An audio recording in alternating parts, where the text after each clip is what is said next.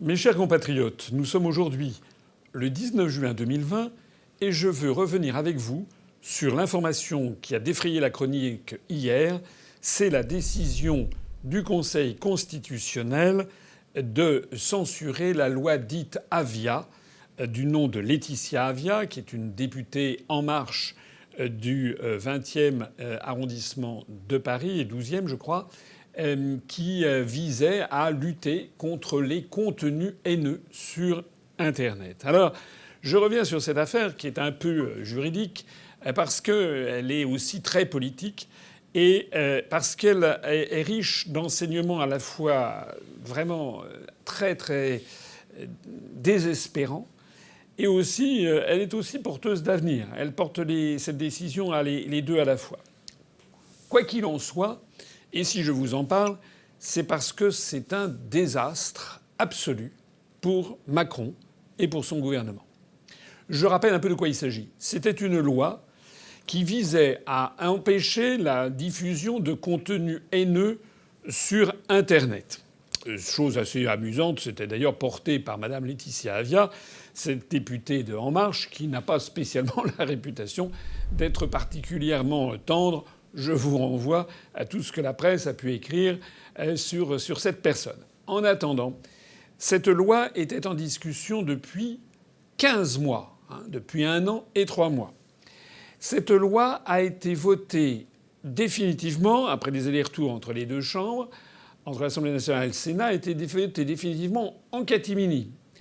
Et toute affaire cessante le 13 mai, 2 jours après la sortie du confinement. Comme si l'objectif du gouvernement était de faire passer la loi discrètement sans que les Français ne puissent y protester. Cette loi a donné lieu à des allers-retours entre les deux assemblées, je viens d'en parler. La majorité En Marche à l'Assemblée nationale, vous savez que lorsqu'il y a un conflit entre l'Assemblée nationale et le Sénat, après ce qu'on appelle la navette, eh bien au bout du compte, s'il y a toujours le conflit qui n'a pas été réglé, même après une commission mixte paritaire, eh bien c'est l'Assemblée nationale qui tranche en dernier recours. Et En Marche est majoritaire, en tout cas avec le soutien maintenant du MoDem, est majoritaire à l'Assemblée nationale. Les députés de la majorité, jouant les godillots, sont restés complètement sourds aux critiques et aux alertes qui venaient de toutes parts. Eh bien, la loi a été déférée au Conseil constitutionnel par 60 députés ou sénateurs, c'est une des prérogatives des députés ou sénateurs, et le Conseil constitutionnel a donc décidé de rendre inconstitutionnelle le 18 juin 2020 cette loi. Et ce qui est extraordinaire, c'est pas la première fois que le Conseil constitutionnel censure des articles de loi. Mais en général, il censure dans une loi qui comporte, je sais pas, il peut y avoir une loi qui comporte 50 articles, 80 articles, etc. Il arrive de temps en temps, rarement, mais de temps en temps, que le Conseil constitutionnel juge qu'un article est inconstitutionnel et donc est invalidé. Mais là, c'est pas un article. Là, c'est que le Conseil constitutionnel a anéanti quasiment l'ensemble du texte en raison des atteintes nombreuses et disproportionnées à la liberté d'expression, ce qui n'est quand même pas rien. Ça n'est pas un motif, c'est pas 2 motifs, c'est pas 3 motifs, c'est 5 motifs qui ont été retenus par les membres du Conseil constitutionnel pour prononcer l'inconstitutionnalité de l'ensemble du mécanisme qui constituait en fait l'essentiel de cette loi, dont il ne reste à peu près plus rien. Le cœur de la loi est touché, donc cette loi, voilà, c'est du jamais vu. Le cœur du dispositif, c'était une obligation qui était faite aux grandes plateformes sur Internet de retirer en l'espace de 24 heures les contenus haineux, pleins de haine, qui leur étaient signalés dès l'instant que le caractère illicite des messages en cause était manifeste. Et à défaut de ça, les opérateurs en cause risquaient une amende absolument colossale. Et l'ensemble du système était mis sous le contrôle du CSA, qui n'a que les moyens dont il dispose et qui était donc sommé de réagir en l'espace de quelques heures. Voilà, 24 heures montre en main.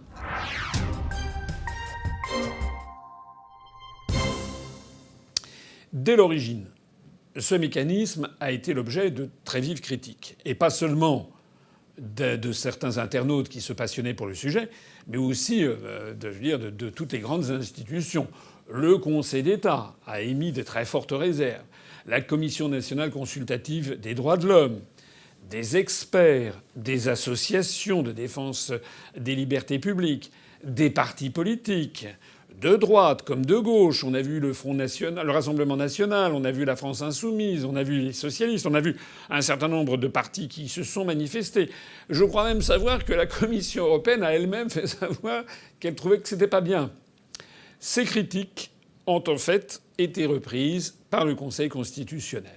Alors qu'est-ce qu'a dit le Conseil constitutionnel ? Premièrement, il a dénoncé le fait qu'il n'y avait pas de juge qui avait été prévu dans le dispositif. C'est-à-dire que c'était seulement les plateformes, les opérateurs qui devaient juger par elles-mêmes.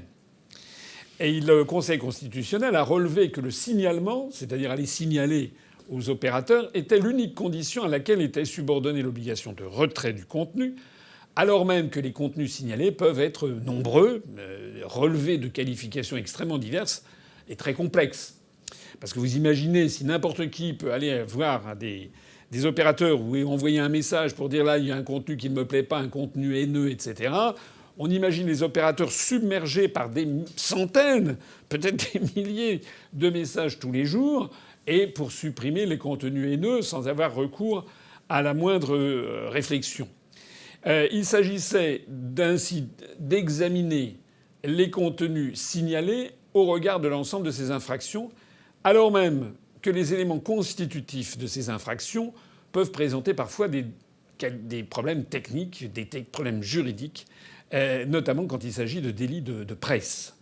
Donc c'était très très difficile, c'était quasiment impossible en l'espace de 24 heures, surtout pour des gens dont ce n'est pas le métier, comme les grands opérateurs internationaux, de procéder à cette espèce de jugement. Il faut un juge pour ça. Il faut vraiment examiner ça de très près, et c'est ce qu'a dénoncé le Conseil constitutionnel qui a vu que cette loi était complètement bancale. Depuis l'origine, les promoteurs de ce texte de loi, à commencer par le ministre de la Justice, Madame Belloubet, qui est quand même la principale responsable, avec Laetitia Avia, la députée qui avait donné son nom à ce projet de loi, eh bien, ils ont été mis en garde sur le fait que cette opération donc de qualification du caractère illicite d'un contenu était très difficile et ne pouvait pas être laissée à l'appréciation d'un opérateur privé, même si cet opérateur privé pouvait s'attacher les services d'un bataillon et d'un bataillon de juristes. En fait, c'est la mission d'un juge dont c'est le métier, et on ne délègue pas la régulation de rien moins quand même que la liberté d'expression. C'est quand même la première des libertés. La première des libertés fondamentales dans une république, eh bien, on ne délègue pas ça à des entreprises multinationales privées qui, d'ailleurs, sont incapables de le faire et, d'ailleurs, ne souhaitent pas le faire non plus. Elles n'ont pas envie, forcément, de jouer les pères fouettards. D'ailleurs, même le juge, qui est le spécialiste de la qualification juridique, peut se tromper. On a eu un exemple très récent lorsque le 11 juin de cette année, il y a quelques jours, la Cour européenne des droits de l'homme a désavoué la Cour de cassation française au sujet du boycott des produits israéliens. La Cour de cassation en France avait considéré que les appels au boycott de produits israéliens relevaient d'une incitation à la discrimination tombant sous le coup de la loi pénale, alors que la Cour européenne des droits de l'homme a dit non, non, pas du tout. Il s'agit pas forcément d'une discrimination, ça peut être également une expression normale vis-à-vis d'une situation politique qui ne concerne pas en l'espèce une ethnie ou une religion, mais qui concerne un État qui se livrerait à des comportements qui sont jugés délictueux par certains. Voilà. Donc la Cour européenne des droits de l'homme n'a pas eu le même point de vue sur ce dossier que la Cour de cassation. Alors, vous imaginez sur des sujets comme ça, mais sur tous les sujets par définition qui sont considérés comme haineux, sont des sujets problématiques, comment un opérateur privé pourrait être armé sans avoir derrière lui tous les juristes, toute la connaissance de la jurisprudence et de la loi pour juger du caractère licite et illicite en 24 heures. C'est une tâche impossible dans un délai aussi bref. Le Conseil constitutionnel a donc dit très précisément ceci, je le cite, « Compte tenu des difficultés précitées d'appréciation du caractère manifeste de l'illicéité des contenus signalés et du risque de signalement nombreux, le cas échéant infondé, un tel délai est particulièrement bref. Le Conseil constitutionnel a aussi dénoncé la sévérité et le déséquilibre du système mis en place, qui ne contenait aucune cause réelle et intelligible d'exonération de responsabilité. Il n'était pas prévu qu'on puisse prévoir, je sais pas, comment dirais-je, des cas de force majeure, problème d'appréciation, enfin je sais pas quoi, erreur matérielle. Tout ça, ça n'existait pas dans la loi. Donc il n'y avait même pas la possibilité d'atténuer les rigueurs de la loi. Et les peines sévères et encourues à chaque demande de retrait, c'était des peines qui étaient quand même considérées comme très sévères. Le risque de cette loi, de ce projet de loi Avia, en fait cette loi j'ai envie de l'appeler non pas seulement la loi Avia, j'ai envie de l'appeler la loi Belloubet-Avia. J'ai même envie de l'appeler la loi Philippe Belloubet-Avia, puisque c'est quand même le Premier ministre qui est le principal responsable de la transmission aux assemblées d'un projet de loi du gouvernement. Donc il n'y a pas que la députée En Marche Laetitia Avia, il y a aussi Madame Belloubet, qui est la garde des Sceaux, ministre de la Justice, et le Premier ministre Édouard Philippe, qui sont mouillés. Et puis, bien entendu, la cerise sur le gâteau, et la cerise en question étant Macron, parce que le président de la République n'a pas pu ne pas également donner son feu vert à ce projet de loi, puisque les projets de loi sont examinés au Conseil des ministres sur un rapport, notamment du ministre de la Justice ou du Premier ministre.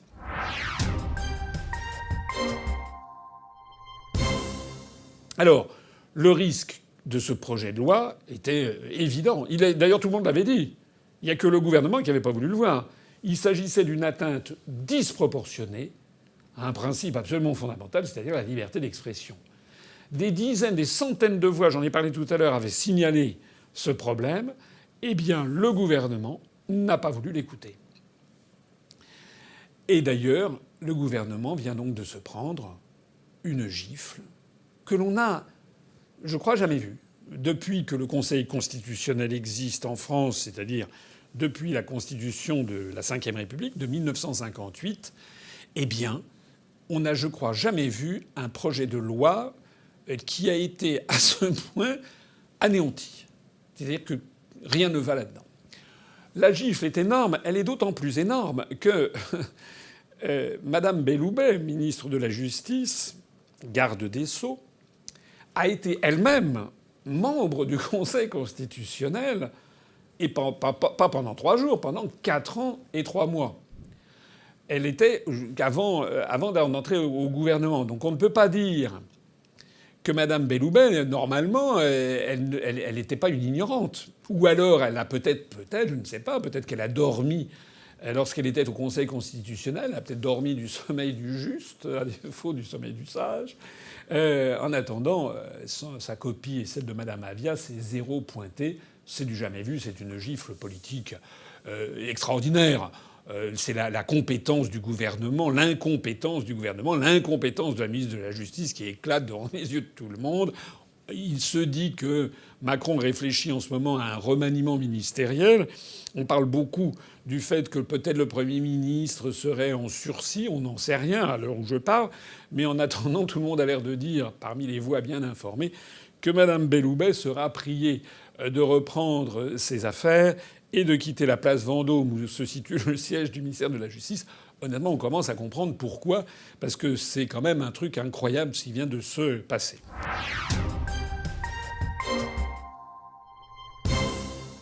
Je disais tout à l'heure que cette affaire était à la fois pleine d'espoir et pleine de désespoir. Pleine d'espoir parce que, au bout du compte, l'affaire s'est bien terminée puisque le Conseil constitutionnel a tranché. Mais pleine de désespoir parce que, quand même, on est dans une situation qui est inquiétante. Depuis son élection en 2017, il y a 3 ans, Macron, en fait, si vous y réfléchissez bien, n'a pas arrêté de s'attaquer à la liberté d'expression en France. On a eu la loi sur les fake news, on a eu la promotion de tout un dispositif disciplinaire, déontologique, etc., pour tenter de remettre au pas une presse jugée trop indépendante, ce qui est quand même un comble. Parce que lorsqu'on est, comme nous, dans une opposition frontale à Macron, à sa clique et de façon plus générale à tous les partis européistes ou alter-européistes, on sait très bien que nous, on n'a quasiment jamais accès aux médias. Donc, eh bien, pour le gouvernement, cette presse que nous, on considère déjà extrêmement asservie, ça n'est pas encore assez. On a eu un troisième tentative, c'est le contournement du juge en matière de presse. On a eu également, on a vu ça pendant le confinement, on a vu cette chose absolument extraordinaire, enfin incroyable, que l'on s'attendrait à voir vraiment dans une dictature de type orwellien. Rappelez-vous, sur le site officiel du gouvernement français de Matignon, il y avait eu la publication des bons articles à lire dans la presse au sujet de la pandémie de Covid-19. C'était l'information qui était jugée, estampillée, valide officiellement. Donc on était prié d'aller lire Le Monde, d'aller lire Libération, comme si Le Monde et Libération étaient des journaux dont la fiabilité de l'information était absolument garantie par tout le monde, alors qu'ils ont publié des fake news comme s'il en pleuvait. D'ailleurs, sur la pandémie, ces deux journaux se sont fait les échos de la fameuse enquête publiée dans le Lancet, qui s'est révélée en fait être une escroquerie intellectuelle générale faite par une société écran et qui reposait sur des données totalement inventées. Donc c'est quand même... Eh bien, il s'en est fallu finalement de peu que ça soit validé sur le site de Matignon. Il y avait donc eu cette initiative qui avait été prise. Je crois que c'était d'ailleurs plus ou moins de la responsabilité de la porte-parole de Sibeth Ndiaye. En attendant, ça avait fait un tollé, même chez les journaux comme Le Monde ou Libération. Ils avaient trouvé que c'était quand même pas possible que sur un site officiel du Premier ministre de la République française, on dise aux internautes et aux Français « il faut que vous lisiez ces articles, ces articles, ces articles et pas les autres ». Ça s'appelle la dictature. Il y a le dernier, c'est l'avant-dernier stade. Le dernier stade, c'est d'interdire les articles qui disent autre chose. On y est quasiment presque. Alors ce qu'il faut bien comprendre, et c'est là où c'est grave, c'est que toutes ces opérations macroniennes ont un objectif commun: remettre en cause la liberté de l'information et la liberté d'expression. Le Conseil constitutionnel a donc été obligé d'écrire dans son jugement cette phrase terrible, si vous y réfléchissez. Il a dit, j'ouvre les guillemets, « La liberté d'expression et de communication est d'autant plus précieuse que son exercice est une condition de la démocratie et l'une des garanties du respect des autres droits et libertés. Il s'ensuit que les atteintes portées à l'exercice de cette liberté doivent être nécessaires, adaptées et proportionnées à l'objectif poursuivi. » Est-ce que vous vous rendez compte que dans la République française, en 2020, il faille que le Conseil constitutionnel rappelle ces éléments fondamentaux à destination du président de la République, du Premier ministre et de son gouvernement pour rappeler qu'ils doivent quand même être les garants de la liberté d'expression et au-delà de ça, de toutes les libertés publiques. Nous en sommes là. Voilà la situation. Alors heureusement, le Conseil constitutionnel a fait son devoir dans ce cas. Je rappelle que lorsque nous l'avions saisi, nous, au sujet de la répartition des sièges au Parlement européen, avec un dossier qui était quand même extrêmement solide, que nous avions produit par l'intermédiaire d'un cabinet d'avocats au Conseil, qui était un dossier très solide, le Conseil constitutionnel nous avait déboutés et que on l'a toujours en travers de la gorge. Mais donc là, si le Conseil constitutionnel, pour cette fois-ci, a bien agi, ça prouve que vraiment le feu est au lac et que s'il n'y avait même plus ce Conseil constitutionnel, on était parti pour rien moins que la dictature. Nous devons donc être très, très attentifs. Et je m'adresse ici à toutes les Françaises et tous les Français qui me regardent et qui doivent songer à ce qui vient de se passer. C'est rigolo de voir Mme Belloubet, de voir Mme Avia, qui sont ridiculisés par cette pantalonnade qu'on n'a jamais vue. Ça, c'est le côté rigolo. Le côté moins rigolo, c'est que ça témoigne d'un pouvoir aux abois qui est tenté de trouver une fuite en avant vers la réduction de plus en plus importante de nos libertés publiques. Je rappelle que si nous arrivons au pouvoir, je renvoie à tout ce que nous avons pu mettre dans notre programme sur notamment les libertés et les médias. Nous établirons un statut des médias pour garantir leur indépendance, notamment vis-à-vis des puissances d'argent.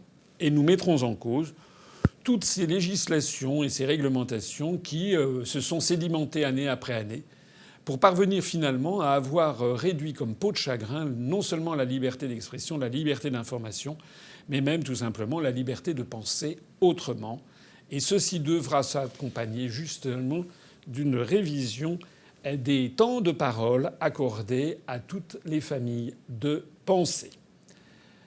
Merci quand même pour cette fois-ci au Conseil constitutionnel d'avoir joué son rôle.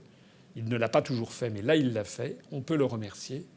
Et puis à toutes et à tous, gardons confiance dans l'avenir et dans la capacité des Français de défendre leur liberté publique. Vive la République et vive la France.